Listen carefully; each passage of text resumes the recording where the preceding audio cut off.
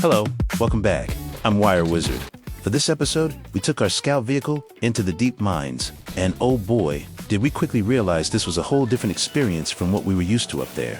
Looks like we're going to need a way to manufacture batteries. Good thing we found these glow bugs in this hidden area. And with these, we can now build a glow farm. Alright, enough talking, and let's get building. So first of all, glow bugs produce glow when you feed them cardboard, and we need that glow to make batteries. So first, we set up the cages for our glow bugs. I'm going to use pipes mainly for aesthetic purposes, but you guys are free to use whatever parts you want. Just make sure you leave a space that's 2x6 blocks, and you're good. The overall height of the cage enclosure should be 3 blocks high. Now we place a bar on top of the cage. This will act as a guide for our contraption to slide along. Then we add another bar on the other side to make it balanced.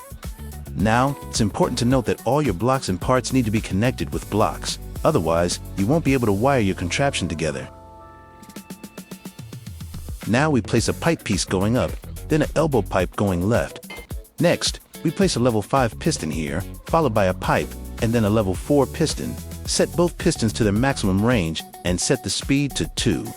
Now we place a T-pipe here, then attach a level 1 sensor pointing down. Next, we make sure that the sensor mode is set to button and the range to 1. Now we attach a pipe piece here, then a T-pipe, followed by 2 pipes going up, and finally an elbow piece going to the right. Next, we place a small chest facing down, then attach a vacuum pump and set it to output. We also set a large chest in the middle to gather our glow automatically. You know what? Let's do something fancy. Let's place a bearing here, then an encryptor faceplate, followed by a switch over here, then we'll add a long pipe, a fuse box on top, and finally, this switch casing, and with a switch. Next, we place a level 1 controller at the back. Wire this switch to the controller and the controller to the bearing. Then we set the controller to 180 degrees and on max speed. Now when we flip this switch, it turns the switch stand and we can set up the logic gates from here. Next we place 2 logic gates and 1 timer. Then wire them in a triangle and set this as a NAND gate. Next, adjust the timer to 5 seconds, and then we wire the switch to the AND gate.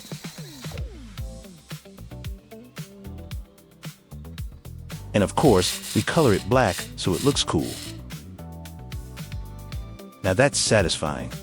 Next, we wire the main switch to the large chest so it sucks up all the glow when it's on. Now, we wire the AND gate to both pistons, and when we turn on the main switch, the contraption goes on a loop, depending on how long we set the timer. Now, when we flick this switch, it turns on our mechanism, and this just goes back and forth on a loop until we turn it off. And for the final step, we just wire this sensor to our vacuum pump and place a few cardboards in our small chest. Oh, I almost forgot. We set up a block on the center of each cage, then these blocks are detected by the sensor, which triggers the pump to feed a cardboard. Now, let's test out the glow farm. Nice. Now that's automation at its finest. I think it's time to head back to the mines.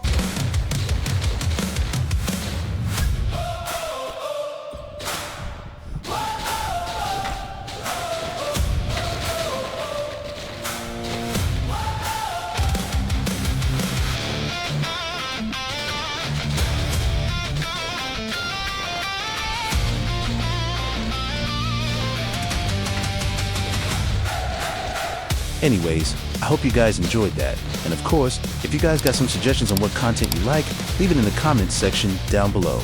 By the way, I'm Wire Wizard, and I'll see you on the next one.